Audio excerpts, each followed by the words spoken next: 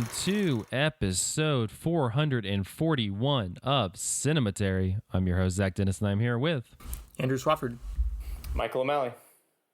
In today's episode, we're going to be talking about movies that we saw this week in part one. And in part two, we're going to be kicking off our Michelle Yeoh series with 1992's Police Story 3 Supercop and 1994 or 1993?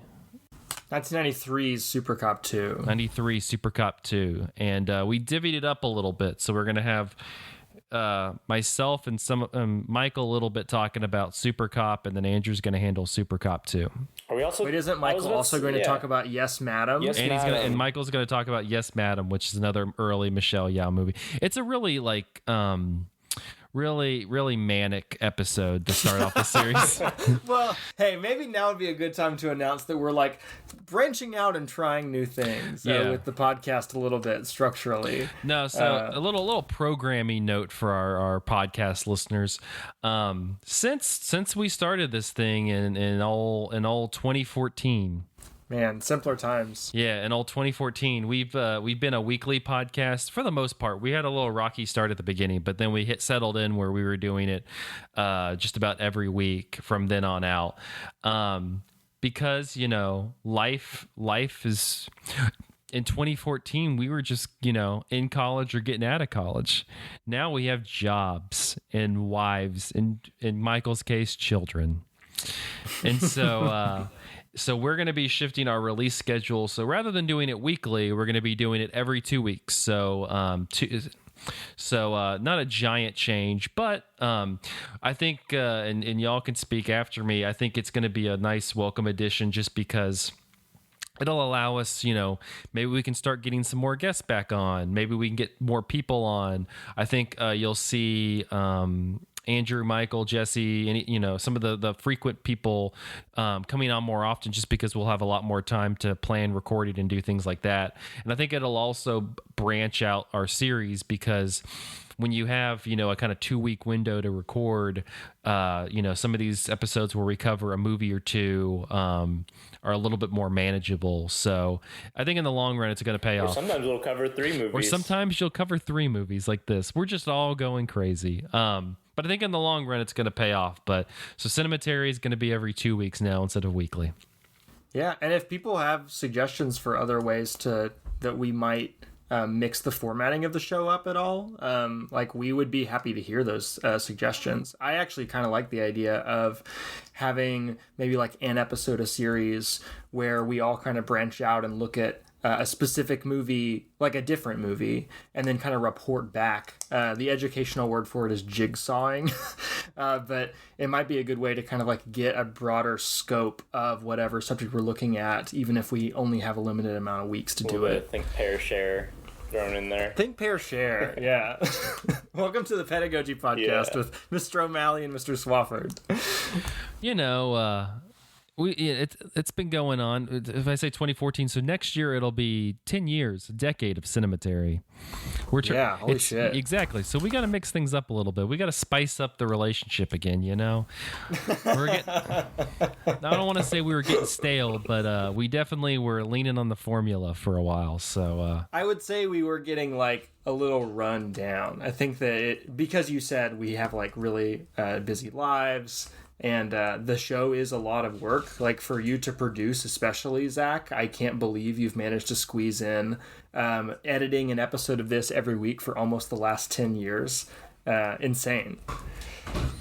I'm just really talented, so... That's it. That's the only possible explanation. Yeah.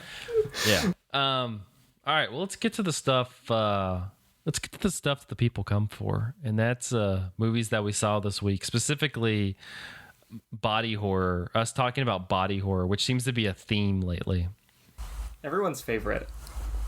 Wait, what have been the other body horror movies? We've talked about Crimes of the Future. What else? Oh, The Autopsy. That was one. Yeah. So let's add a third here. I'm testing it to y'all. I will say we're talking about Infinity Pool, which is the new movie by Brandon Cronenberg, but I will say that like it's fairly light on the body horror if you're coming into it like thinking Crimes of the Future or David Cronenberg. Honestly, like it's got a lot of hot people in it for a body horror movie, and their bodies mostly stay intact with a few exceptions. So, right, you're mostly seeing like fun question mark things happen to people's bodies, but sometimes people wear masks that are scary. The masks are pretty scary. The masks look like twisted up faces, but you're not seeing people like fuck by performing surgery on each other. They're just regular right? fucking. Like, that's a pretty high watermark for body horror, I guess. But Infinity Pool, like Michael said, by Brandon Cronenberg, I was honestly a little disappointed by. I was a huge fan of Brandon Cronenberg's last movie, Possessor. I think it is one of the best body horror movies that we've gotten in the last 5-ish years. I can't really think of very many other than the one made by the guy's own dad that like reaches that high watermark. But so maybe he was bound to have a, not as good successor. But this movie, to me, felt possessed. This movie is a Possessor successor, so that's a high bar to clear. I just found that it was kind of not super compelling on a plot level, to be honest. It has a really cool concept. It has this sci-fi concept kind of at the center of the movie that I've seen some critics refuse to reveal. So I'm curious, Michael, what your stance on whether or not we should reveal that is. But I feel like I did not know this concept moving in. But that's true. It's also the core of the movie, basically, but it also doesn't actually it shows up as a surprise maybe half an hour into the movie, so I don't know, I'm torn. I mean, let's think about Us, right? In Us, you have this central conceit of all the characters have like another self that lives underground.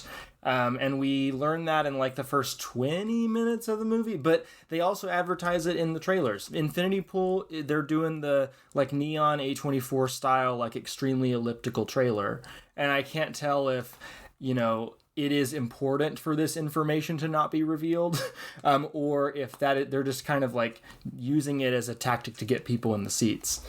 I do think that it is the narrative hook of the movie, and if you're not interested already in simply like Brandon Cronenberg doing it is a movie that in a lot of ways is similar to Possessor because it's dealing with body doubles, is dealing with like kind of the issues like surrounding like wealth and bodies and like kind of like political autonomy in a way and control. Like it's hitting a lot of the same beats as Possessor. And like, it's been a long time since I saw his first movie, but I have vague memories of having a lot of those same themes in that one too. So like, if that general thing doesn't inherently interest you, the narrative hook might, which is, I don't know. I guess I will say like warning spoilers or if just like Brandon Cronenberg's name does hook you and you want to go see the movie, sight unseen for that reason, like you should maybe skip the next part of the podcast. But I think we do need to kind of talk about what the movie is about. So essentially it is set at a resort. It stars, which Skarsgård is in this movie? Alexander. I can never freaking remember which Skarsgård is which. It's Alexander. Yeah. So it's from Northman guy. We have Alexander. Yeah, but I can't remember which. Alexander. Yeah, Alexander's true blood. Bill is it, and Stellan is the father. I have already forgotten. That's too confusing already. But anyways, this movie stars Alexander Skarsgård.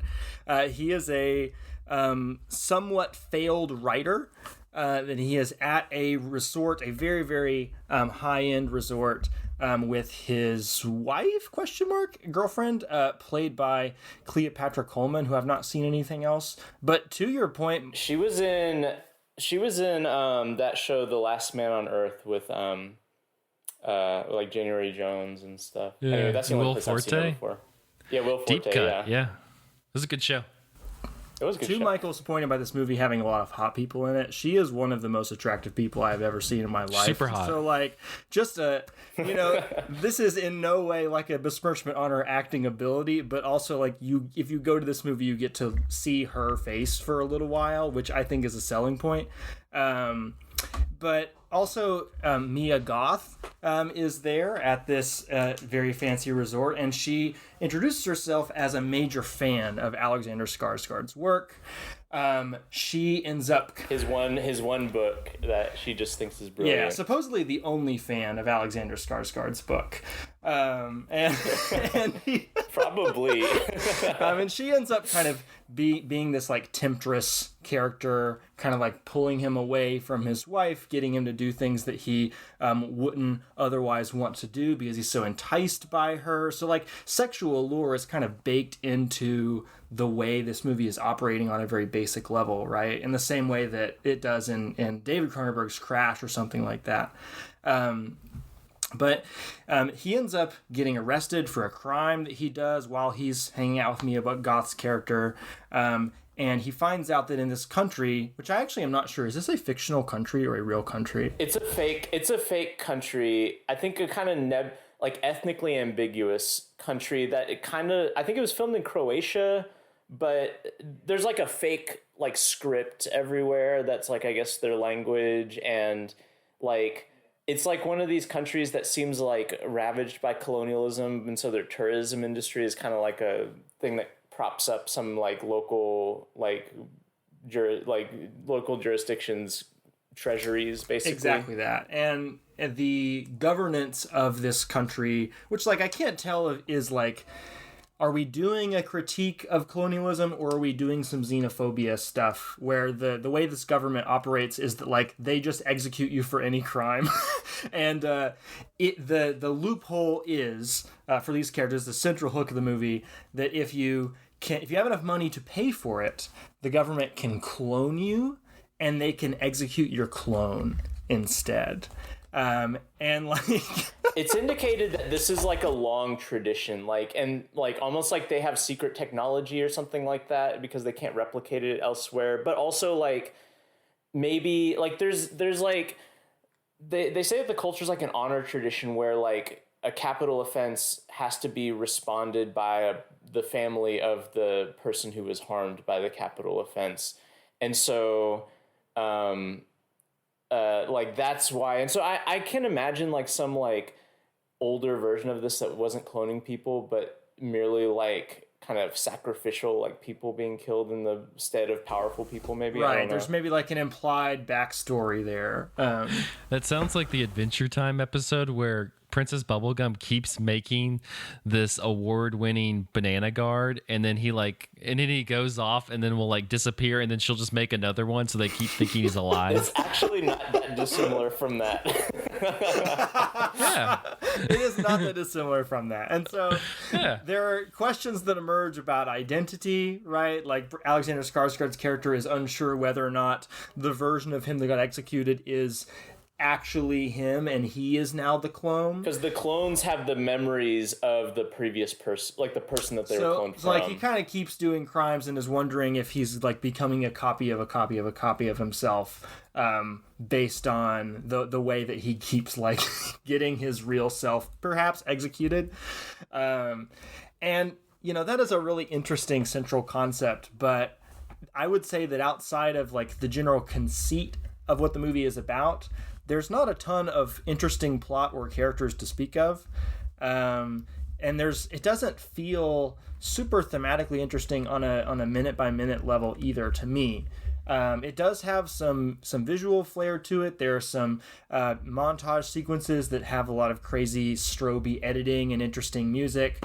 Though I would agree with some critics of Brandon Cronenberg that like the music can sometimes be sort of droney, in place of like actually interesting like melodic ideas. Like this is a serious movie, so we have this big loud minor chord being held out for 30 seconds. But you know, there's interesting stuff visually going on. It's not quite as ambitious in that department as Possessor was. The titular possessing scenes where people's bodies and minds were being transplanted into each other are like really captivating in that movie, and like astounding in terms of the technical craft. Like, how did they do some of this practical effects work? This movie is surprisingly light on that. The cloning process is never really shown to the audience. You're just kind of being asked to imagine it between shots. And so, I mean, the movie just kind of left something to be desired for me. But I will say that Mia Goth is just having a hell of a time. And if you are on the Mia Goth train right now, which does seem to be like really rolling, she has been in so much like really good, somewhat under the radar stuff over the last several years. High Life by Claire Denis, X and Pearl. I haven't seen Pearl yet, but I know that she's like wild in it. Cure for Wellness, Emma, Suspiria, like. This is somebody who got their start in Nymphomaniac. And like, that's a movie that... Was that her first That was her role? first movie. Oh my gosh, Mia dude. Goth rolled up to the film industry and said, I'm a freak. Like, cast me as a freak in all of your movies. She's kind of like the female Barry Keoghan. Like, every time that guy shows up, I'm like, I'm about to see a new type of weird guy. Mia Goth is doing that in this movie for sure. They should, that like, not to be the person who's like, this just should be the casting in a superhero thing. But since they're going to make Barry Keoghan the Joker in the new Batman movie, God. they might as well just make Mia Goth the Harley Quinn. You know what? I would watch that. I would watch Barry Keoghan as the Joker and Mia Goth as Harley Quinn. You have me on record. Yeah, I want to see their like abusive relationship. Because this is also a movie about an abusive relationship. It is like Mia Goth humiliation doming Alexander Skarsgård for 100%. 2 hours. Yeah. There's even a scene in which she leads around Alexander Skarsgård in a leash. Absolutely. As he is nude. So the way that I just described it, the movie sounds fantastic, but I did not love watching it, to be honest. What did you think, Michael? I liked it. I agree with you saying it's not as good as Possessor. Possessor is really good. But I think, like, for me, it's scratching the same itch as Possessor, which is, and I think I've said this on the podcast before, but both Daddy and Sonny Cronenberg are kind of like doing something. His name is Baby Cronenberg. Baby. Yeah, the Nepo Baby Cronenberg and original Cronenberg. They're both doing something that I really like, which is that they're making movies that feel like kind of like new wave science fiction. Like this story feels like a lost J.G. Ballard, or this movie feels like a lost like J.G. Ballard short story or something like that. And I like that. There's like, I don't know, and maybe this is just like because we live in a different film landscape and I'm nostalgic or something, but like there used to be all sorts of movies that were just like, hey, here's this weird concept that we're just going to kind of explore and be kind of weird with it. And, you know, you're not exactly sure where it's going to go, but we're just going to like iterate on this cool concept. And I think this movie does a good job of that. Like, I just like that. I like that feeling of it, like, you know, reminding me of like sci-fi I used to really like, or I still really like. And it's an interesting enough concept in this movie that it takes a while for it to feel like it's simply just iterating on it. Although I do think the end is the weakest part. Like, I'm really not sure. This movie kind of fizzles out. Yeah, this movie kind of like runs out of things to do with that concept and then just ends. And I think that that's the weakest element of the movie. But like, I was having a good time most of this movie. I think it's very funny in a way that, like, Possessor, I didn't find very funny. Like, Possessor was very arresting and uncomfortable. But this movie, like, has edits in it that I think are, like, edits specifically trying to get laughs. And they did in our theater. To Alexander Skarsgård and company being in jail for the second time is hysterical. Yeah. It is very funny. There's also a little bit later in that sequence, there's, like, a little bit of a surprise reveal that I think is also a little bit funny. Where it kind of like changes the point of view of the sequence, and you see like actually what's been happening.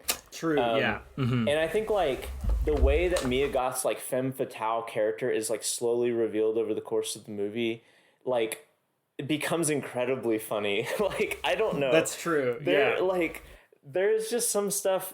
I mean, for one, Mia Goth is like just going hard. Like, she's just like, she is like, you know, towing the line of like camp. Like, it's like that level of performance. But also like the things that she is doing to like manipulate and humiliate Alexander Skarsgård's character are just like very, like, they're just so funny to me because he's such a sad, pathetic guy. Like, it's revealed at the beginning of the movie that the reason he got his book published was because he married the publisher who published his book. Like, he married the publisher's daughter. Excuse me, yeah, he married the daughter of the publisher who published his book, and the publisher, his father-in-law, hates him, and presumably because the book didn't sell. So apparently I have not actually heard the term Nepo babies until the last couple of weeks, as I've seen people talking about this movie. But apparently a lot of folks are interpreting this movie to be about Nepo babies, or if you are a boomer like me and don't know what that means, a nepotism baby, somebody who's in an industry because they are the kid of somebody who's important in that industry, or, you know, they married into that industry or whatever. This is a theme that would obviously be resonant to Brandon Cronenberg, though I don't know if the movie necessarily does a whole lot with it.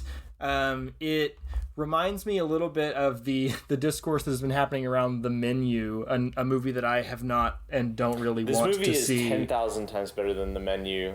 Well, I'm not saying it's not. But I agree. This movie's just pretty good, but it's like way better than The Menu. I'm sure The Menu is not nearly as like interesting as Infinity Pool.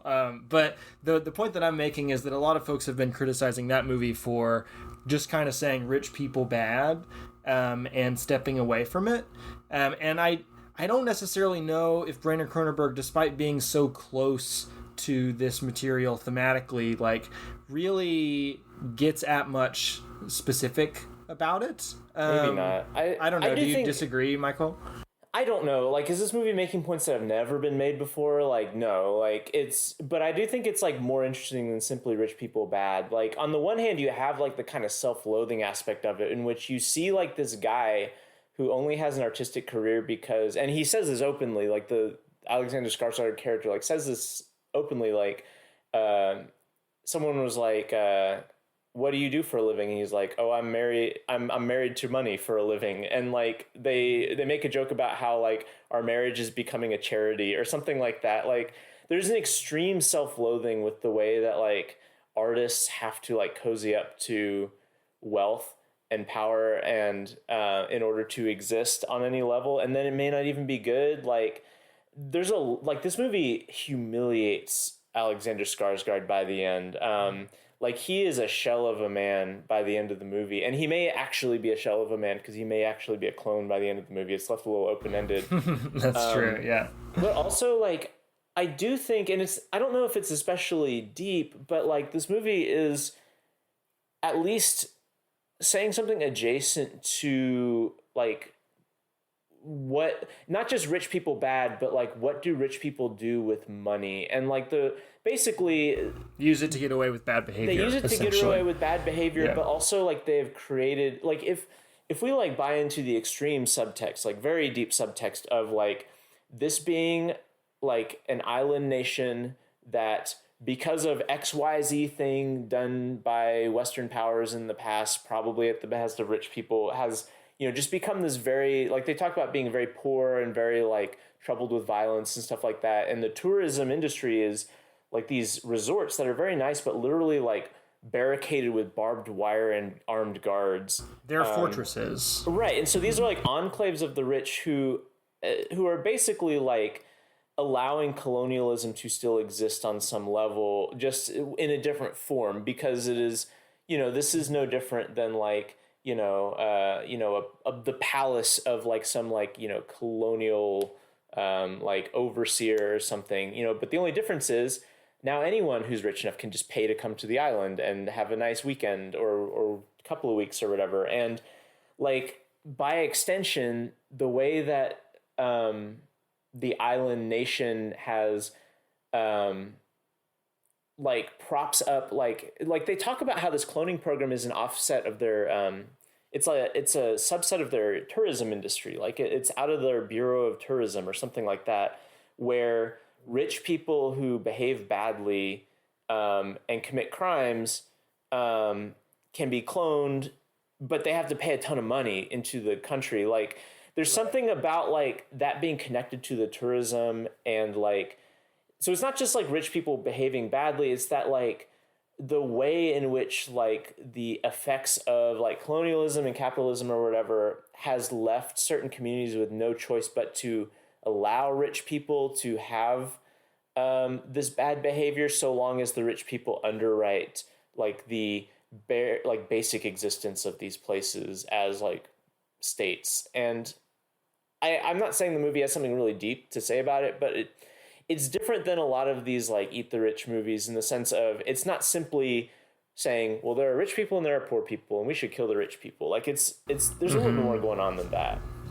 That's fair. Yeah, I had not considered the way that in which that like smaller scale conflict is tied to the larger scale one in the backdrop of the movie. That's a good point. I think moreover, like I just had fun in this movie. Like it's very gruesome and gross at times, but not nearly as much as I was expecting. Like a lot of it is really just well, like I've already said, like the kind of downfall of Skarsgård's character, but also like just watching these kind of ludicrous characters just eat up the screen, especially Mia Goth, and doing it in this like sci-fi context in which the kind of like sci-fi thing ends up like kind of interweaving in and ends up making like kind of weird jokes and playing into like their kind of like, not just in a way that is like helping them get away from crimes, but also just making like weird punchlines. Like there's a few things that are like reveals in the last half of the movie that are like very, very like kind of messed up, and but also kind of funny because it's just outrageous, and the way that they're acting is like outrageous. And I don't know, I just found it like a good time. It was a good time at the movies. I do kind of wish that the characters themselves felt like they had a little bit more personality and weren't just these types, or like just one type of just like, you know, rich asshole who thinks they can get away with whatever. But that also might be part of to the movie's point of all these people being shells of themselves because of what wealth has kind of allowed them to become. But I think it is probably more enjoyable if you go into it expecting it to be kind of like a dark sci-fi rather than a horror movie. Yeah, it kind of reminded me of like it's not like a Paul Verhoeven movie in the sense of like that, like a satire. I mean, there's a satirical element to it, but it's not like that level. It's not like that tone of satire, but it reminds me of the kind of movie that Paul Verhoeven would have been interested in his like RoboCop, Total Recall era, you know, where you have this kind of like hooky premise that he uses to be like kind of tongue-in-cheek in a lot of ways, but also like extremely button-pushing and violent at times too. Well, we've gone about 25 minutes on Infinity Pool, so apologies. About a third of the runtime of the movie. yeah. So we got two. Zach, what do you got? I don't have that much. You don't have that much.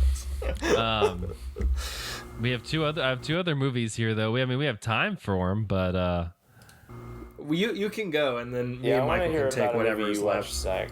I don't know. Y'all were really killing it. I don't really have much to say about the movie I was going to talk about because it was on our best of the year list. I just caught it, and we've talked about it countless times on this podcast, and I feel like Maybe 3. I can count to 3. Okay. We talked about it 3 times on this podcast. But we're all going to the World's Fair by Jane Schoenbrunn. It's on HBO Max still, so I caught it. Not super familiar with what's it called? Creepypasta. Creepypasta. Not super familiar with creepypasta. That's not the side of the internet that I'm on. ever. So, but I kind of agree. We're just really dating ourselves as old men in this I episode. guess. Creepypasta was around when we were young. Yeah, men. it was. It's just Also, not something I remember. It's just not running something I'm engaging with. I guess it's more. hanging on to my youth. God damn it. Old critics watch new movies. TBH. But yeah, I kind of agree with. I think Jessica's review of it from when we did it for the best of the year pod a couple weeks ago. It's not really a scary movie, but in terms of like, there's no jump scares. There's no like creature in the background. Nothing like that. It's more like sad and scary and like I feel really bad for this person. Like after a while, like you get deeply concerned about the main character Casey as she becomes like immersed in this role playing game that she's engaging with. But yeah, it was one that like when I finished watching it, I kind of was like, oh, okay. But I definitely, it grew in my estimation as I thought about it a lot more and more afterwards. It just kind of has these like, and I'm going to assume that this is like a trait of creepypasta, like these kind of just long sequences where nothing's really happening. Maybe like she's like looking at the camera or just kind of like lying in bed, or there's literally, you know, her lying in bed, like recording herself sleeping at one point, that becomes just unsettling over like, because you're kind of sitting there like with a horror movie, like geared for something to like shock you, and nothing really ever shocks you for the most part. But you're like because you have that heightened anxiety, you're just like, all right, when's it gonna happen? And so you kind of go about this movie always thinking that like, you know, like a slasher's going to come out or some monster's going to come out, and that never happens. It's literally just, it's like all of the kind of horror and fear in the movie is all internalized, both with the Casey character and the JLB character, this man who she's communicating with online, who's also participating in these role-playing games, and I think it just it seems to epitomize this it's a kind of play on words, but the social distancing, and you know that I think a lot of people around that age or in general have gone through with the pandemic and just other, like the way that the internet has kind of allowed us to engage with people, but also change like abstract like the nature of the relationships.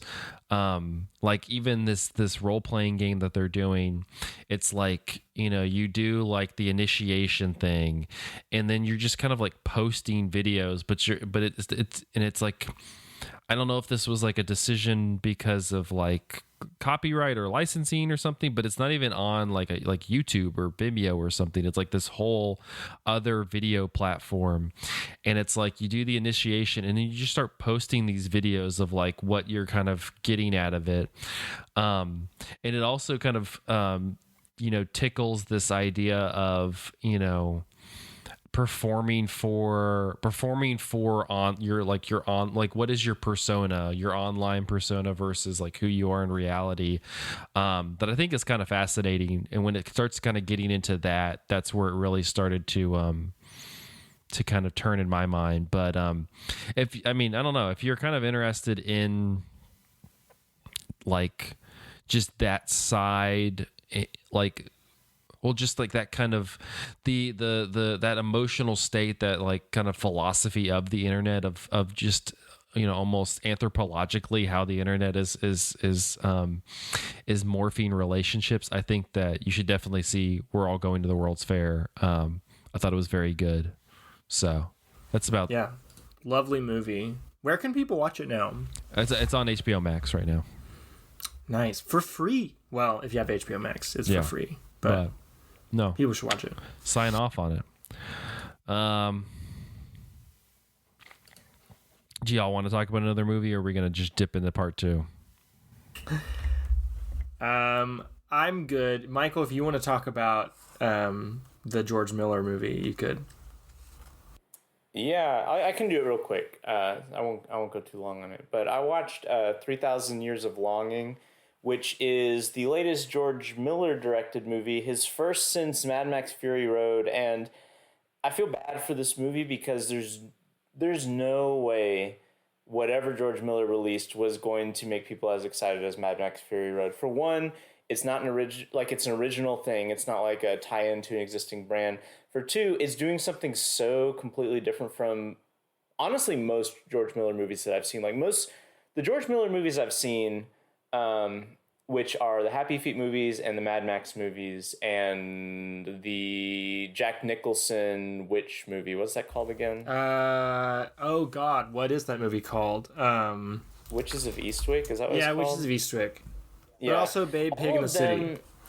Oh yeah, of course, of course. He does a lot. He's working in a lot of modes. Yeah, so he's a kind of fascinating dude. He's like who goes from Happy Feet, Babe, Pig in the City to like Mad Max Fury Road and just the Mad Max movies in general. Like I think that all of those have like a through line though, and that they're all kind of apocalyptic. They all have this energy to them that's very manic and intense. They're all like quasi like allegory things. Like there's the apocalypse of Babe, Pig in the City. In this essay, I will.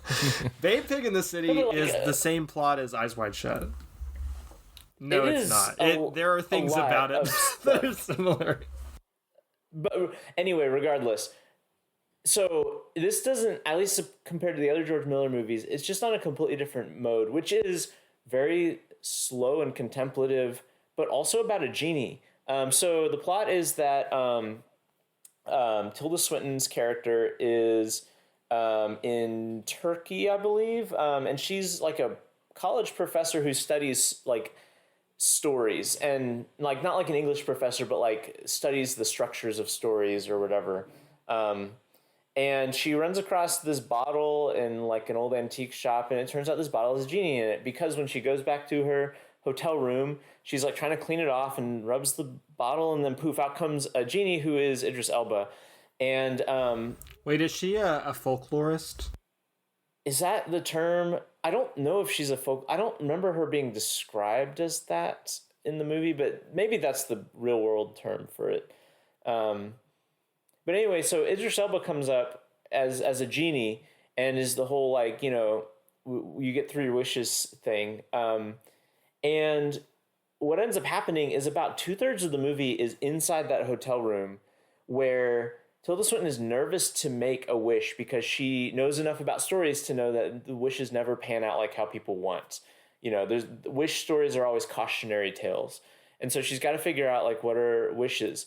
Meanwhile, Idris Elba, this genie, has been imprisoned in this bottle for literally 3,000 years, hence the title, and wants to get out of the bottle. And so it's almost like a Scheherazade type setup where the genie starts telling her stories about like all the different people that he has encountered as a genie in a bottle. So he starts out with like before he was a genie in a bottle, he was a regular person, and how he gets tricked into the bottle and everything. And it's like this very it's the kind of fantasy movie that doesn't really get made very much anymore, and really never got made that often, which is like, it's not very high concept. There's no world ending stakes. There's not like even like cool creatures or anything like that. All it is like, there's a magic. There's like basically the kind of like magic of the Arabian Nights is just real. And so like you're hearing these stories being told by the genie, and they're oftentimes like very sad.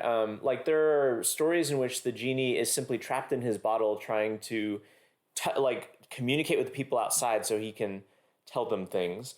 Or like the bottle will get thrown to the bottom of the ocean, and so he's going to have to just sit there for however long it will take until someone can pull out the bottle again and find it, you know. And it ends up being this kind of like meditation on like, why, like how do we deal with the passage of time, and like what role does telling stories play in that? And it eventually, like, it's not like a perfect movie. There's some kind of weird stuff, especially towards the end, because they eventually leave the hotel room, and like for reasons that maybe only make sense within the logic of the movie, Tilda Swinton decides that she and the genie are going to live like domestically together in her flat back in England, and or Scotland. I can't remember where she's supposed to, the UK. And like there's all sorts of weird domestic stress there involved with that, and eventually there's this kind of like semi-tragic ending that ends up being this kind of like really lovely ending as well, and eventually it lands strong, but there's like a little bit of shaky stuff in like, you know, what we would call like the third act, if this is a movie that has like act structures. But it's good. I recommend it. I don't recommend going into it with like even a glimmer of Mad Max in your mind. Like it's not that kind of movie. And it's, I find it fun and enjoyable, and like kind of maybe not like profound and deep in like some sort of like, you know, really like, you know, Vanguard way, but like it is a story that's well told and like movingly told, I think, and told with a lot of sincerity. I know George Miller is still planning on releasing more Mad Max films, and so he's filming one right now. Yeah, he's filming Furiosa, which supposedly comes out next year, which is crazy. But he is 77 years old, and I'm wondering if you see this movie as like one of those movies like The Fabelmans or The Irishman or something like that, where it's kind of a old guard filmmaker sort of reflecting upon their status as a storyteller or something like that. Yeah, I mean, it is kind of like that. I think George Miller is not like a storyteller auteur in the way that we consider like Spielberg to be, you know, like I don't think his movies are generally known for their stories. They're more like spectacle and like technical wizardry kind of movies. But I think it is definitely that. It's also definitely one of the, like, I made a movie that was really successful and really well regarded, and now I'm going to burn this pile of cash on a movie that probably will not be nearly as successful. Like, this is definitely a movie that, like, were it not for George Miller making the follow-up to Mad Max Fury Road, like, I don't think this movie could have been made. It feels like it has strong, like, early 2000s, like, pre 9/11 energy. Be that maybe. What, how do we feel about the the fact that Anya Taylor-Joy is supposedly playing Furiosa in the new Furiosa? She is playing Furiosa. Yeah. I don't know. Could be good. I mean, I guess she's supposed to be much younger, so that would make sense. But I will miss the old Furiosa. I guess so. I do think that Chris Hemsworth's in it as well. Cool, yeah. I'm always glad when Chris Hemsworth gets work that's not Thor, because he literally, I think this was the movie he was talking about. Yeah, he talked about. He was just like, I like being in good movies. Oh man, like that. Hell like yeah, that was Chris Hemsworth. that's dumbing down the quote, but it was pretty much just like, I like being in good movies. That's fun. This is like an aside, but I do think that like it's a shame that some actors got stuck in Marvel for like a lot of their like movie star years, because some of them, and I think Chris Hemsworth is one of them, are like very charming screen presences that I would like to see do things that aren't their role in Marvel. And whenever Chris Hemsworth does something that's not in a Marvel movie, I'm always like, yeah, this guy has like movie star energy, not just Thor energy. I hope we don't lose Florence Pugh to the Marvel machine. Oh gosh, please. Flow. But anyway, yeah, 3,000 Years of Longing, good movie. Also probably a movie to see because, like, I saw someone say this on Letterboxd, and I think it's true. Like, there's only so many more of these, like, there was this whole generation of filmmakers that came of age in, like, the 70s, basically, who kind of, like, cut their teeth on becoming, like, genre filmmakers, but kind of revealed themselves to be like, interested in like, broadening their horizons a little bit beyond that. And like that generation is getting close to dying off, like the James Cameron, Spielberg's, like George Miller's, like those guys. I don't think James Cameron will ever die. He's working on the doubling thing currently. Yeah, it's gonna be. He's gonna be Infinity Pool, or the Way of Water thing, where they're just gonna reimplant his memories in a Na'vi. Something, and they'll make and it'll be like a teenage James Cameron, like a teenage Sigourney Weaver. But everyone else besides that is gonna die off probably in the next 10 to 20 years. And I think that the like kind of hot like new directors, or not even new, but like, you know, directors who like were popular and have done genre work, you know, in like, let's say like the 90s and 2000s are doing much different work. And the industry is so much different now that I don't think we're not going to get like these kind of like old man makes like kind of like clout flexing movie, you know, like Steven Soderbergh, you know, he's still hacking away at it, but like he's not going to make a movie like this, you know, where he's given a stack of cash to just burn. You know, Steven Soderbergh kind of like thrives on the budgetary limitations that he has kind of worked himself into. And like a lot of people either are that or they've kind of like semi-retired into just doing television or like the occasional Marvel movie or something.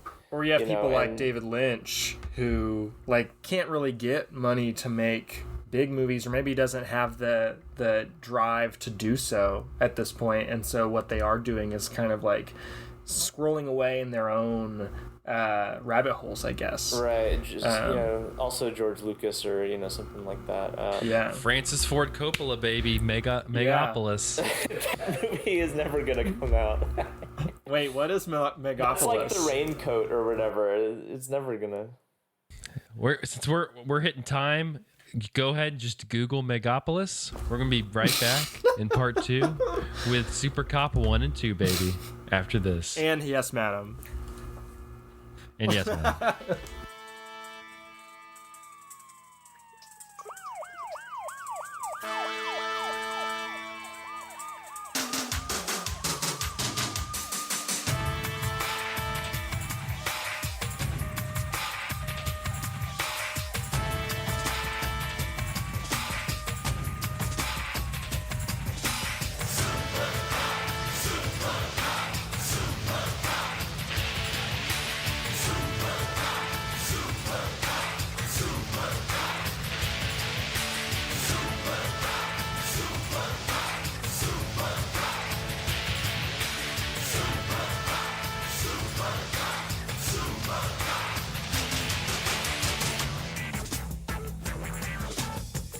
And we are back with part 2 of episode 441 of Cinematary. In this part, we're going to be kicking off our Michelle Yeoh series with 3 of her early Hong Kong films.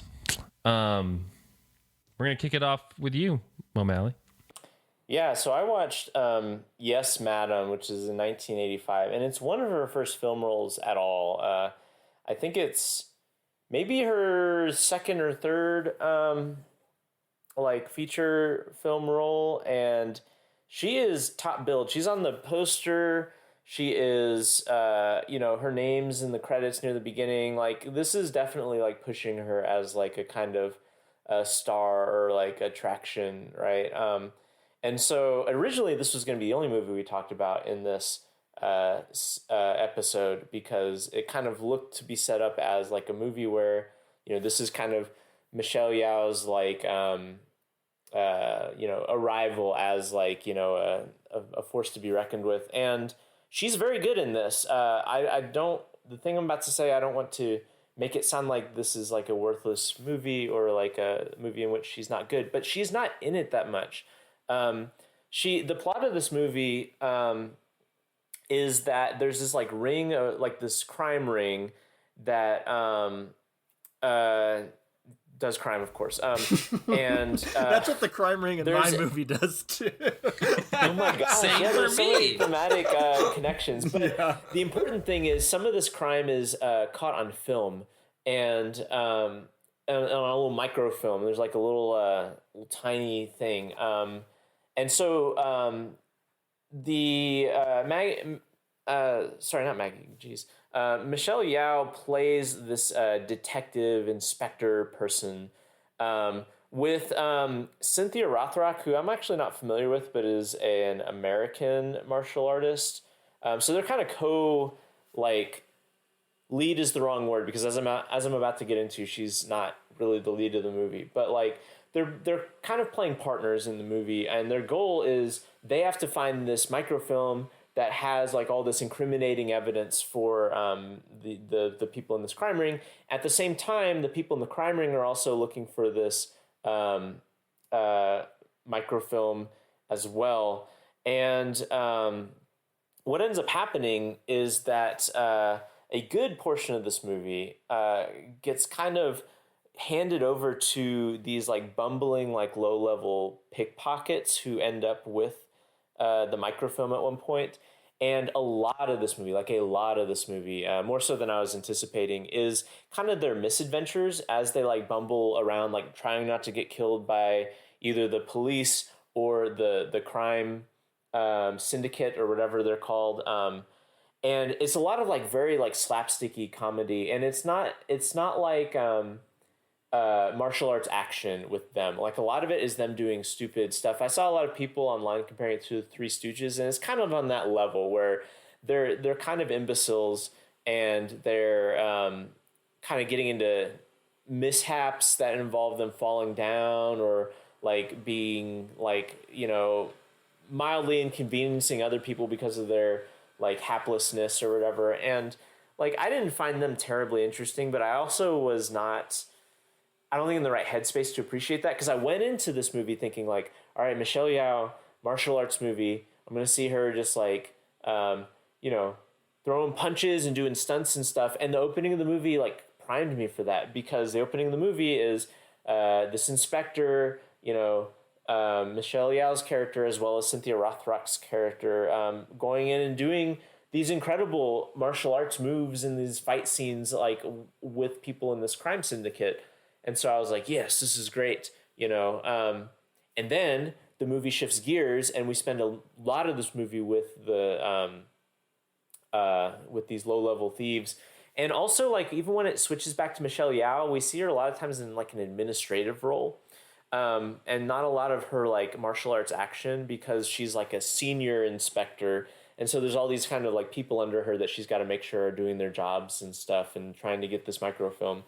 And so the movie then ends, like bookends the movie with more amazing martial arts stuff from Michelle Yeoh. There's like this part in particular where they're like fighting in a building. Is it like it's maybe like a mall or a market or something like that, but it's got these little glass, it's like multi-leveled, and each level has like a glass panel as like the railing so people don't fall off. And there's this one part where she is like jumping from like ledge to ledge and like flips around, spins around one of these glass railings and like punches through the glass, and then like starts punching people upside down through the glass. And like there's like stuff like that in the movie that's like great, and like I really like it when the movie's doing that, and she's really good at this. And I don't know a lot of, I should have looked into her history. Does she have a does she have a history in martial arts outside of the films, like movies? Because she definitely I have no idea. is. I didn't get a chance to look too much into her yet. So this being such an early role of her, she seems fully formed as like a star who, like, her draw is her physicality and ability to do these kind of like incredible and fun action scenes that are very like energetic, and it's not exactly like Jackie Chan where it's like reckless. It seems like very controlled, and you know, she's not really like a person who does slapstick or like silly kind of things like Jackie Chan sometimes does. She's more like almost like just kicking ass, you know. Okay, so since we're kind of doing the fact sheets for this movie on the fly, I just wanted to mention that I went to Michelle Yeoh's Wikipedia page and found that her early career is actually in modeling. She was a winner of like beauty pageants. She like won a beauty pageant in 1983, Miss Malaysia, and then won another one in 84, Miss Mumba, and then off of the fame of that, she was in a commercial with Jackie Chan, and then she, according to Wiki, like got involved in this Jackie Chan's production company, and started in like that world. Okay, so like her training as an actress like is in the context of these of the martial arts industry. So, yeah, that's kind of fascinating too, because I know before they got Keihu Kwan for the role in Everything Everywhere, they wanted Jackie Chan. Oh man, That would have been great. that would have been such a great reunion. Yeah. So anyway, yes, madam.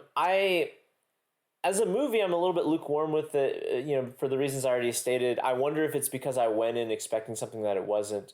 But the things that I was expecting are in this movie, just kind of at the beginning and end of this movie. And Michelle Yeoh, like I said, is very good, like especially for so early in her career, and especially as like I'm now hearing like not as far as I know someone who like did.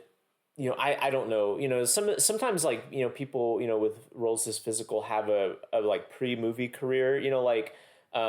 How in the United States we have a lot of people come from like professional wrestling into like the movies, and so there's like a kind of like physical training that is inherent in that. And I don't know that she did that. Or maybe they're a choreographer before they're actually in the stunt movies. And I don't know that she had. Maybe she did, and I should have looked if I had done my research. But she is very credible as like a star whose draw is her ability to do these mixed martial arts stunt work. And when the movie is on that, it's very good.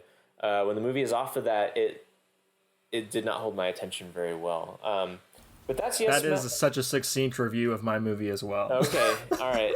Maybe we should transition to yours. Then. Wait, well, actually, maybe Zach's first. Well, no, mine's last chronologically. Yeah, you're right. But I will say, like, for a little peek behind the curtain of how we plan these actor series on Cinematary, like we try to get somewhat of like a breadth of their career. We're not going to go up to like super current Michelle Yeoh stuff because like everything everywhere is already being talked to death. But sometimes when we are pulling like the really early stuff as the actor is establishing their career, that actor is not in the movie all that much. We ran into that problem with Tilda Swinton last year, where we had a hard time finding one that she was in enough to even justify doing a podcast about it.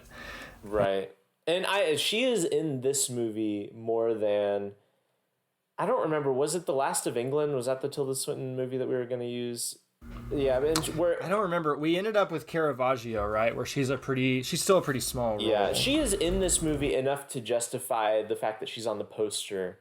She's just not in this movie enough to maybe sustain a whole conversation about her early career, at least without more context. And so right. I kind of like that we're having this So it's good shot. that we have the breadth. Yeah.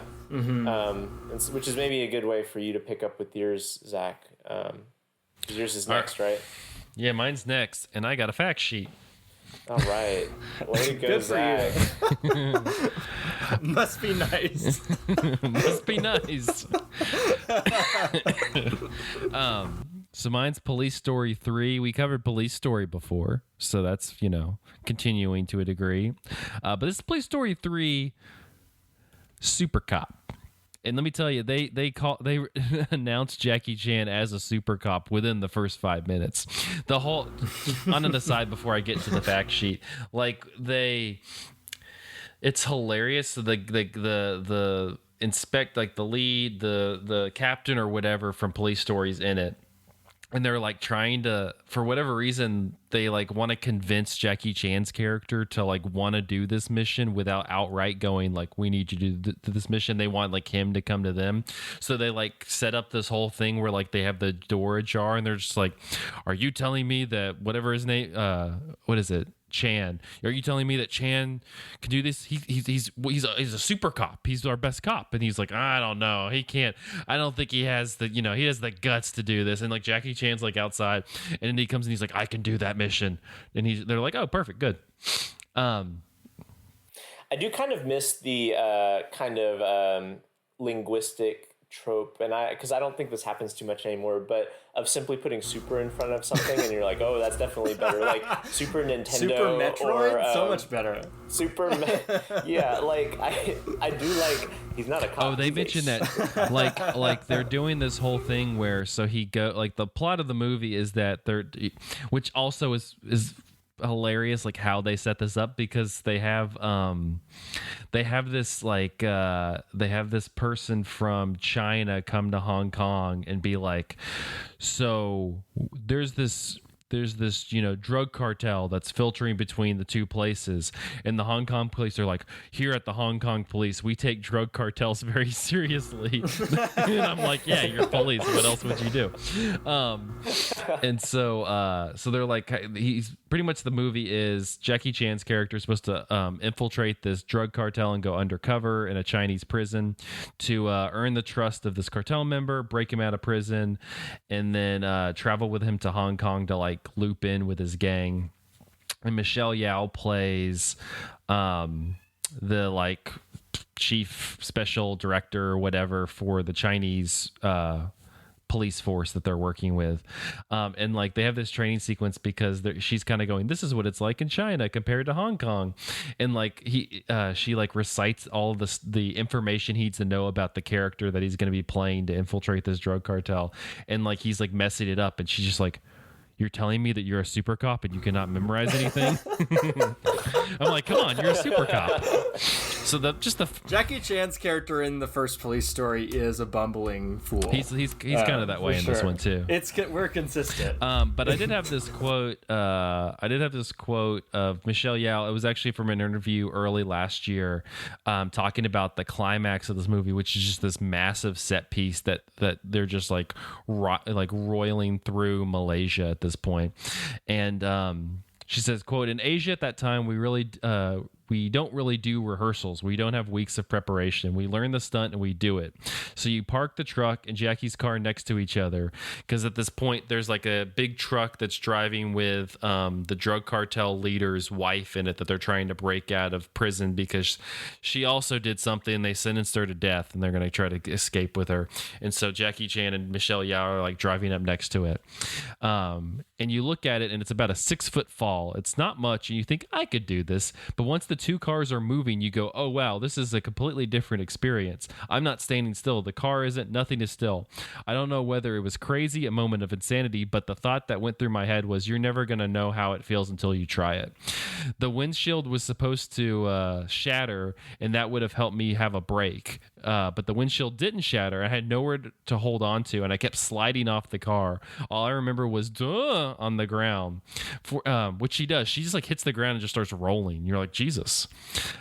Fortunately, I didn't go head first. Then I hear Jackie. He was like, okay, that's it. Enough. We are finished for the day. We're not doing it anymore. This is stupid. This is ridiculous. We're not doing it. And that's her recounting of that scene. But she's pretty great in this one. She's introduced at the beginning, and then it becomes the Jackie show for a while as he like infiltrates this drug cartel. But then he's an idiot, and so she works her way in to be like his sister. And then like kind of proves herself to the cartel member as well. So he's like, we'll just bring both of them. So the rest of the movie is just Michelle Yeoh and Jackie Chan like fighting things off. And this movie, the plot's pretty boring. It's getting kind of stupid. It's, they have to infiltrate this cartel and then like do all this stuff to prove themselves, and then this leader is like, I guess trying to like get like trade all the heroin, like all of he like moves heroin. He's like, I'm gonna give this guy with weapons all the heroin. He's gonna give me weapons. Which sounds like a terrible combo, but whatever.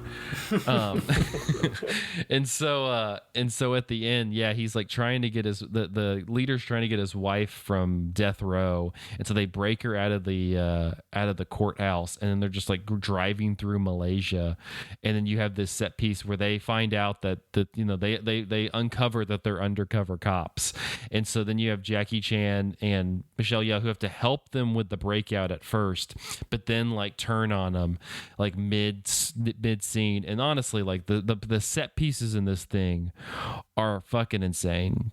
You have an early one where he's breaking the guy out of prison, and he's like this, like it's almost like he's in a chain gang in a coal mine. Like it's super weird. But then Jackie Chan like breaks him out. They have this. It ends where they like are on top of this mountain, and then they zip line like to this hill, and the zip line's like, it's like one of those, if you see like the travel zip lines where you like zip line through a jungle, it's like that. It's like super long. And then they have this great set piece where they're like at a restaurant and these cops are trying to bust them because they've broken out of jail, and like Michelle Yeoh tries to defuse it because she's also a cop, and it's like, hey, we like got this handled, and he's like, I don't know who you are, and like hits her, and then she just like starts beating him up, and then it's a really funny sequence because half of it is police that are working with Michelle Yeoh who are like pretending to come after them, but also going like wink wink, like we know it's you, and Jackie and this guy like trying to fight people off. But then the last set piece is the one I was describing earlier, and that one's insane. I don't know. All I know is that Michelle Yeoh is fucking hot in this movie. That's my educated film criticism. Is 30-year-old Michelle Yeoh is fucking gorgeous, a bombshell. Like, I couldn't stop staring at how hot she was over the course of this movie. Just like outfit after outfit, and it's not like, you know, well, I'm sure we'll get to it later when she's in a Bond movie, you know, where there's more like elegant outfits and you're fighting. This one, she's just kind of in like regular stuff, but still looks super hot. And yeah, honestly, like especially in that last sequence, for the most part, goes toe to toe with Jackie Chan. Like, Jackie has this scene where he jumps off of the top of a building and catches this helicopter and is just like holding on to a ladder on the helicopter while they're flying around. But then Michelle Yeoh does the same thing, where like she jumps from a car onto the side of a train and is holding on to the side of a train and like gets up on there as well. So it's like, for somebody who it's not, who has worked with Jackie Chan clearly before, but also like comes from a different background. Like, she goes like tit for tat with that dude in terms of like the set piece stuff for this one.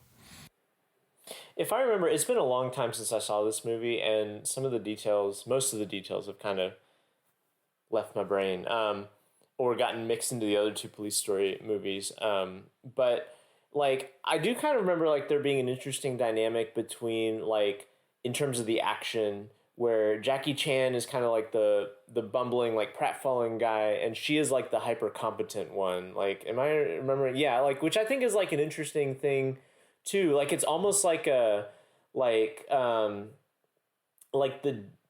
know. It's like the different sides of like that technical wizardry about it, right? Like, there's something like very like amazing about the way that Jackie Chan is able to look like a kind of like fool, just barely clinging to his life as he does these things. And there's something like really amazing about the way that like Michelle Yeoh like barely breaks a sweat doing well that. And it's also fun because, usually like if this was an American movie, especially like a Bond movie, like there's been so many Bond movies where like James Bond's doing James Bond stuff, and for all intents and purposes he's usually like the bumbling idiot especially in like recent ones. Like, you'll have somebody like Eva Green or like Leah Seydoux, like somebody who's very competent with him, but then they like end up like falling in love with him, or like it becoming a romantic plot. And like in this movie, again, Jackie Chan's character is with Maggie Cheung, like they're a relationship, but he is like, he also is recognizing how hot Michelle Yeoh is. And Michelle Yeoh, like the way that she like completely shuts him down, including the final line of the movie being like, get out of here, like go away, like I don't want to see you anymore. It's pretty funny. Like, it's a very unromantic thing. It's more just like, we have to do this job together, let's deal with it. I think she is often kind of typecast in that hyper competent role. Like, when she's in the Bond film that we're going to talk about in a couple weeks, she's not like the Bond girl. She's like another agent or something, right? So it's interesting how she would kind of burst onto the scene from pageants as like in some ways a sex symbol, but also like presented as Michael was saying, primarily like an athlete. Like, look at what this extremely impressive person can do. Yeah. And I mean, like I said, even just like the way that she works the actions, because a lot of the action scenes are, like I said, like they're relatively complicated in terms of like the choreography and like how they're going to set up to get to the different things in terms of like people moving and things of that sort. And she always handles it really like it's pretty effortless. I can see why they made Supercop 2, which is like more geared on her character compared to making more police stories, because she really does like have her own whole persona as a character rather than again being like a sidekick to Jackie Chan. She never feels like that in the movie. When it's true, it's true. So hot though. Yeah. Miss Malaysia. Yeah, like I'm sorry, like Bonk can put me in horny jail, but like the entire time I was just like, "What's up, Michelle Yeoh?" Like what's up? For Still, sure. still Yeah. hot today.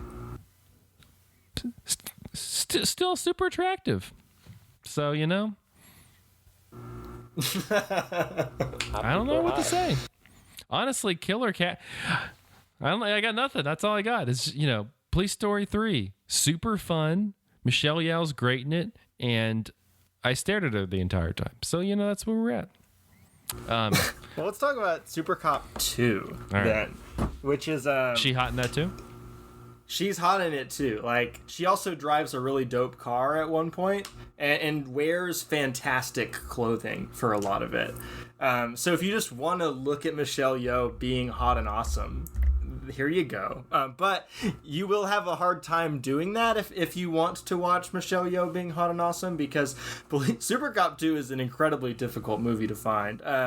It is not on any streaming services.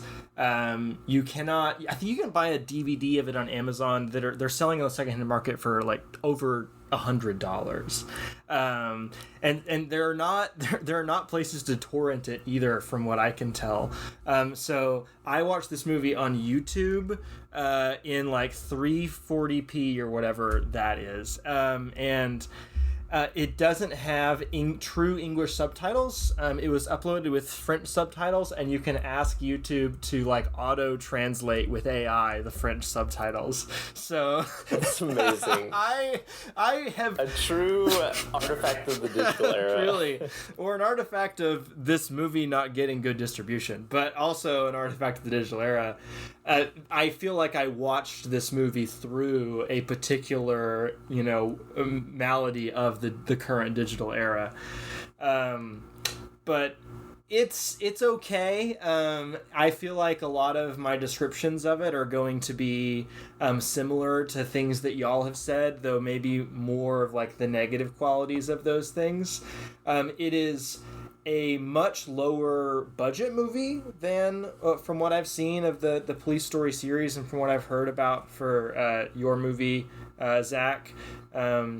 Jackie Chan is in it for a second. I will talk about a scene in a bit. But like, I was looking at the box office for these movies, and Police Story 1, 2, and 3 were all making like $20,000, $30,000.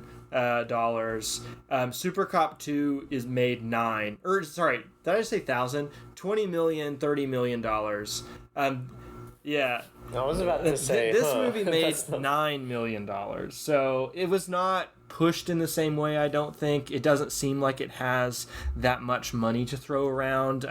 The set pieces are kind of few and far between, to be honest. You get a set piece with Michelle Yeoh, who's like in the middle of a skirmish at the beginning, and there's one scene where she has like a true martial arts fight with somebody else, but most of it is like shot reverse shot gunplay. There is a car chase at one point that's really well done, actually. It's like in really tight, heavy traffic with a lot of long shots, and it like kind of feels dangerous to watch happen. But this is another movie where there's kind of an unfortunate amount of Michelle Yeoh. Like, just even though she's ostensibly the lead in this one, there's not Jackie Chan to steal the spotlight. She's just really not in the movie as much as she should be, despite the fact that she is the protagonist. In this one, I don't know how consistent this is with the lore of Police Story 3, but in this one she is working for Interpol.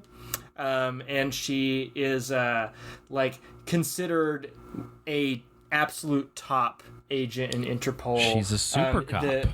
She's a super cop, the second super cop, and she gets this award at the beginning, and it almost has this triumph of the will ass like propaganda for the Chinese government scene where she gets awarded her like major top award. And this movie is totally propaganda for the Chinese government, like top to bottom, from what I can tell of it through the bad subtitles. It is sort of the Chinese equivalent of some of the propaganda movies that we have over here. But like the cop plot, the actual crime plot, the center of it is kind of either vague or, again, bad subtitles. It just seems like the people that she's after are stealing money from Chinese banks, which are of course run by the Chinese government. And when she tracks one of the guys down at the very end, she accuses him of like, you think it's okay to kill rich people, because of course he like ends up having to kill some rich people who he stole money from or whatever. So there's kind of a weird communist class element of like, this guy is I don't know, stealing from the state. She also has a male love interest character who's kind of an ex-boyfriend, who his problem, like the reason why they can't be together is because he wants to go off and seek money, be rich, and you later find out he's like doing that through getting involved with crime. And the rest of the movie is mostly kind of this love triangle between her and another agent that she's been assigned to work with. And this guy is like not a particularly interesting character. He's not a Jackie Chan. He's just kind of this lovesick puppy dog guy who's following around Michelle Yeoh and making goo-goo eyes at her. And at the end of the movie, they don't really even get together. Her ex, who she was still kind of like holding on to emotionally, despite the fact that he's like an enemy of the state and a petit bourgeoisie or whatever. He dies and she cries about it, and the guy who's in love with her kind of like consoles her for a second, but then the movie ends. Like, it doesn't really suggest that she gets with this guy. So it's a weird kind of like half romance movie, half action movie, where the action doesn't really kick into high gear all that much either. It's sitting in this weird no man's land, where I wasn't particularly interested in it. It does have a nice electronic score though, that just was way more like active and impressive than I was expecting it to be. And I'm trying to think if there's any other things to mention here. Oh, we were talking about stunts, and there's some stunts in this movie that look quite painful. There are stunts where people are jumping from rooftops onto the roofs of cars, like you were describing, Zach. But they're not. The one that Michelle jumps onto is not a moving car. It's just sitting beneath her. And like, it just looks like she like breaks her legs when she falls. There's a scene where she like gets knocked in front of a car on the street and like falls flat on her face in the concrete. And I'm like, this is not even stunt work, or this is not even like athleticism. This is just like putting your body through the ringer. But there is the one nice martial arts sequence in the middle. And I also want to tell you about the Jackie Chan sequence. So I don't know exactly like how Jackie Chan factors into the plot of this movie, because A, bad subtitles, B, I did not watch Supercop or Police Story 3 Supercop, so I don't know what is being called back to here. But all of a sudden, Jackie Chan and I think Sammo Hung show up in drag. And then they proceed to basically play Frogger. They like climb over, or like they parkour over moving traffic. And then they kind of disappear out of the movie after that moment. But it's very, very funny. I don't know if they ever actually have an interaction with Michelle Yeoh's character. But I just enjoyed that brief intermission where I saw Jackie Chan in drag jumping through traffic. We need more of that. We need more of that in the world.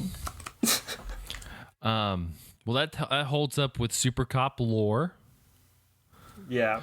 It's funny you meant. What is the suit? Is Jackie Chan in drag at any moment? No, in Toy Story 3 unfortunately not. Supercop? It's funny though, because like I also had a weird viewing like experience. I started with, so the only streaming option that they have through platforms is Pluto, and Pluto has the North American cut of Toy Story 3, but it's only in Spanish. And so whenever Jackie Chan was showing up to the police station and was saying "Buenos dias," I was like, I don't know about this.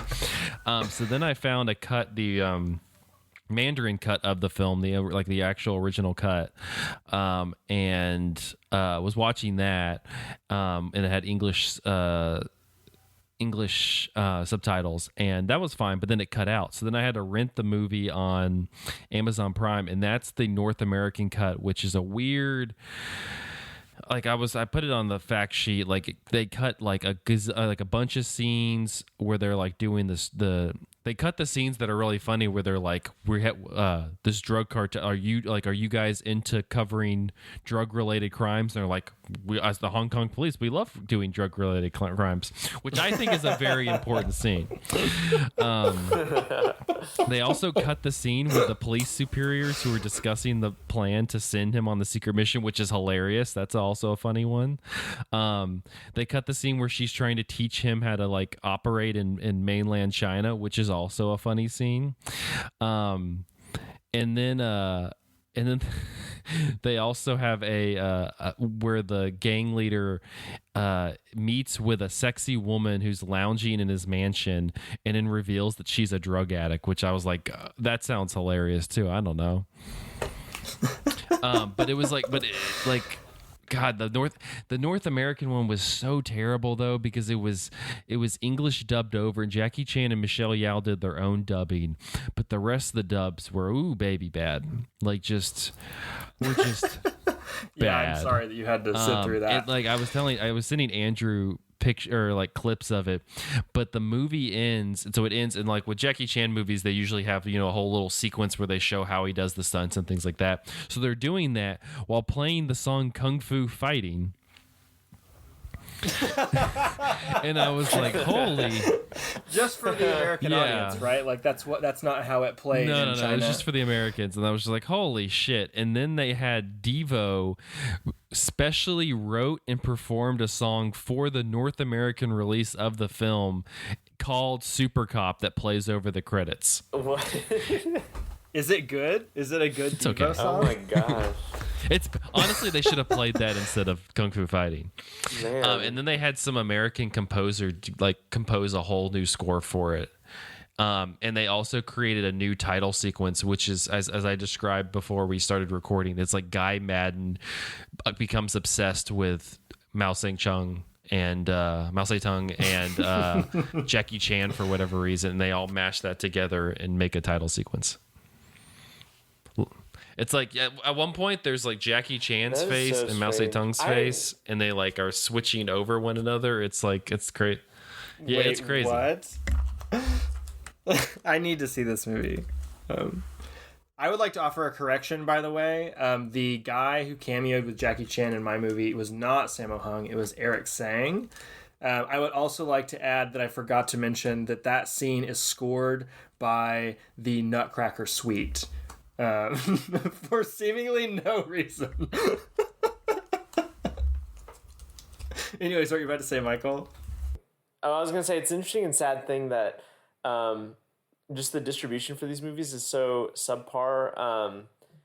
I don't know, like these are not like obscure movies in like a global sense or within their own markets.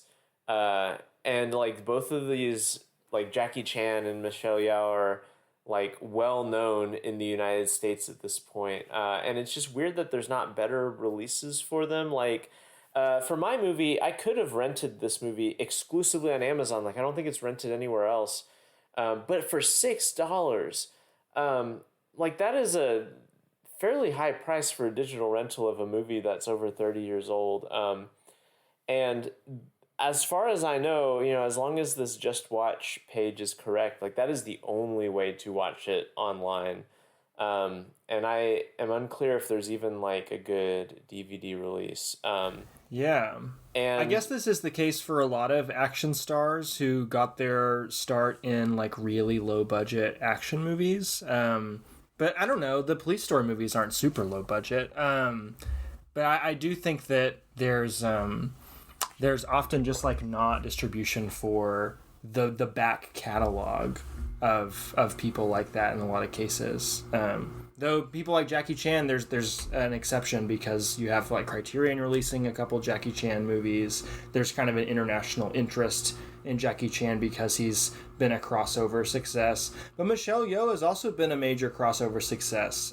She's been in, like when I'm looking on Letterboxd of her movies, her biggest movies are movies that just have come out a couple of years ago. Everything Everywhere All at Once, Crazy Rich Asians, Shang-Chi, The Guardians of the Galaxy Volume 2, like all the Kung Fu Panda movies, like she is a household name. And it would be really great if the things that she kind of got her start making and were available to be watched, especially because one of the things that she's kind of known for and admired for is her ability to do like the martial arts stuff. A lot of her more recent stuff in America has not really given her as much of a chance to do that.